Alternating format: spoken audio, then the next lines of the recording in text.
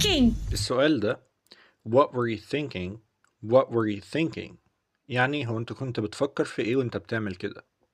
إضافة the hell للسؤال دي للتعبير عن شدة الغضب. لا يعني بقول what the hell were you thinking what the hell were you thinking. That I was being chivalrous. By going behind my back? كلمة chivalrous يعني شهم أو نبيل، فبيقول لها كنت مفكر إني بعمل حاجة أو بتصرف تصرف شهم that I was being chivalrous.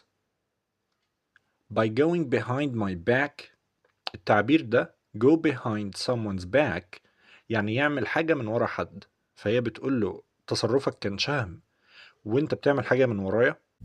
You seem upset. I am upset. And how I handle Ira is my business. You seem upset. كلمة seem معناها يبدو عليه، و upset يعني منزعج، فبيقول لها شكلك كده متضايقة أو منزعجة، فبتقول له I am upset. أنا بالفعل منزعجة، مش بس يبدو عليا، لا أنا منزعجة فعلا.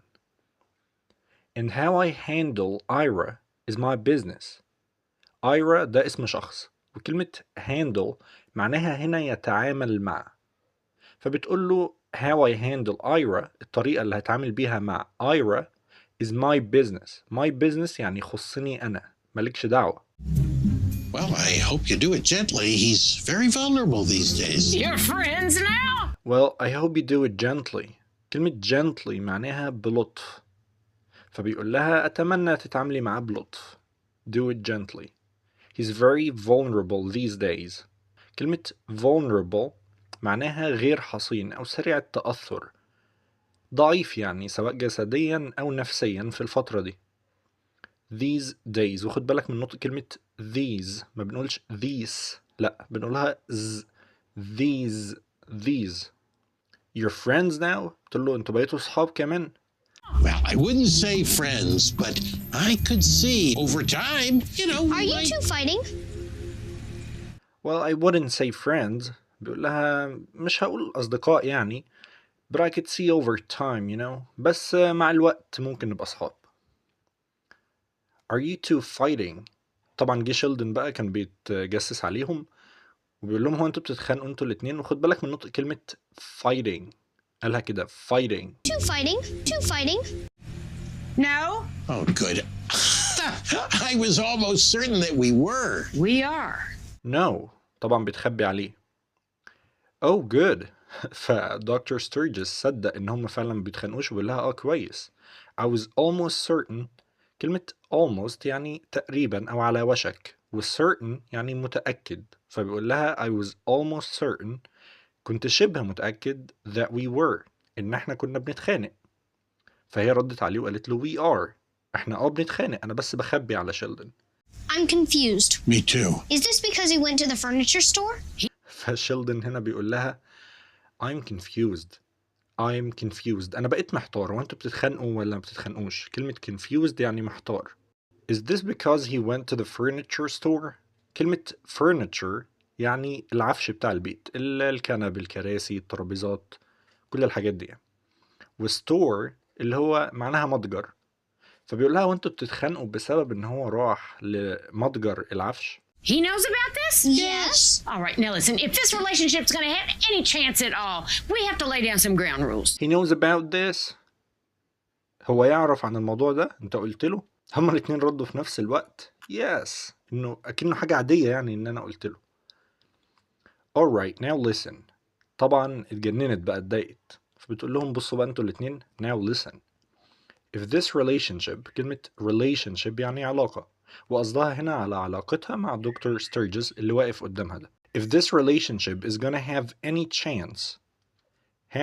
chance يعني قدامه فرصة انه ينجح، فبتقول لهم لو علاقتنا دي قدامها أي فرصة إنها تنجح at all على الإطلاق we have to lay down some ground rules.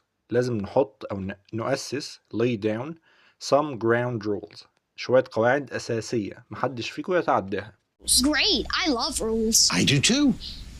طبعا رد شيلدن وقال great I love rules. تحفة، أنا بحب القواعد. ودكتور ستيرجس قال I do too، وأنا كمان بحب القواعد. I don't want you talking to him about anything having to do with anything about us. Same with you. هتبدأ طبعا هنا تقول لهم على القواعد بقى. I don't want you talking to him about anything. مش عاوزاك تتكلم معاه عن أي حاجة having to do with anything about us. التعبير ده having to do with يعني متصل بيه أو بخصوص كذا أو له علاقة بكذا. فبتقول له ما تتكلمش معاه في أي حاجة having to do with anything about us متعلقة بأي حاجة عننا. same with you. same with you يعني الكلام ليك أنت كمان. And I want you to stop spying on me with those binoculars like you're on some kind of African safari. And I want you to stop spying on me with those binoculars like you're on some kind of African safari. بتقول بقى لشيلدن وعاوزاك توقف spying on me. كلمة spy معناها يتجسس، ولكن ممكن تيجي كاسم برضو بمعنى الجاسوس.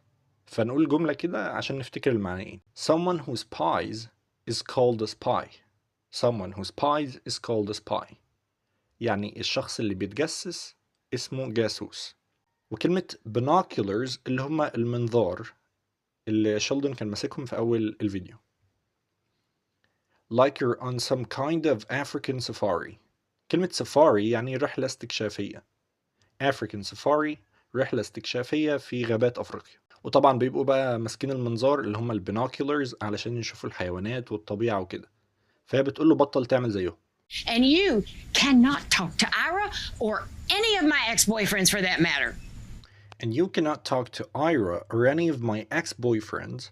بتقول له وانت ما تتكلمش مع ايرا او اي واحد من احبائي السابقين. يبقى كده ايرا ده عرفنا ان هو حبيب سابق ليها. وكلمة ex هنا معناها السابق. فمثلا نقول ex-wife الزوجة السابقة. ex-husband الزوج السابق. ex-boyfriend الحبيب السابق. ex-girlfriend الحبيبة السابقة. For that matter بخصوص الموضوع ده. For that matter. This list is getting long. Maybe we should write it down. طبعا دكتور ستيرجز تاه منها بقى. القواعد كترت فبيقول لها this list is getting long. القائمة بتاعت القواعد اللي انتي قلتيها دي بقت طويلة. Maybe we should write it down. خلينا نكتبها أحسن. Write it down. Hey, In that moment, I had an epiphany. I could draw up a contract for any social relationship. In that moment في اللحظة دي I had an epiphany. لما تقول have an epiphany يعني جالي لحظة إدراك مفاجأة. An epiphany. Have an epiphany. I could draw up a contract. Draw up a contract يعني يصيغ عقد. ممكن برضو نقول draft a contract. الاتنين بنفس المعنى. Draw up a contract or draft a contract. For any social relationship لأي علاقة اجتماعية. It was a helpful way to remove ambiguity in a world that was often hard to understand. It was a helpful way. Helpful يعني مفيد. فبيقول دي كانت طريقة مفيدة to remove لإزالة remove يزيل ambiguity يعني الغموض أو عدم الفهم in a world that was often hard to understand في عالم كان من الصعب فهمه. Article 3. Sheldon will not spy on Mima's house with binoculars. Type that one in bold. Article 3 المقالة الثالثة. طبعا بيكتبوا بقى العقد خلاص. Sheldon will not spy on Mima's house with binoculars. Sheldon اللي هو الطفل الصغير will not spy مش هيتجسس on Mima's house على بيت جدته with binoculars بالمنظار. فميما هنا قالت له type that one in bold. type يعني اكتب على الكمبيوتر that one القاعدة دي in bold. bold يعني بخط عريض. أكد عليها يعني. type that one in bold. Please sign and date. You know, Sheldon, I'm a notary if that helps. Just when I thought you couldn't get cooler. Please sign and date. من فضلك وقع sign and date واكتب التاريخ. فدكتور ستيرجز بيقول لشيلدن You know Sheldon, I'm a notary if that helps. كلمة notary معناها موثق أو كاتب عدل، وده شخص معاه رخصة قانونية وغالبا محامي بيشهد بحيادية على توقيع المستندات عشان تكون قانونية. notary. فدكتور ستيرجز يعني بيقول له على فكرة يا شيلدن أنا notary. فشيلدن انبهر وبيقول له just when I thought you couldn't get cooler. ده تعبير للمدح ومعناه بس بمجرد ما فكرت أو ظنيت إنك ما ينفعش تبقى أجمد من كده أنت أثبتت لي العكس، فأنت كده بتمدح الشخص ده. just when I thought you couldn't get cooler.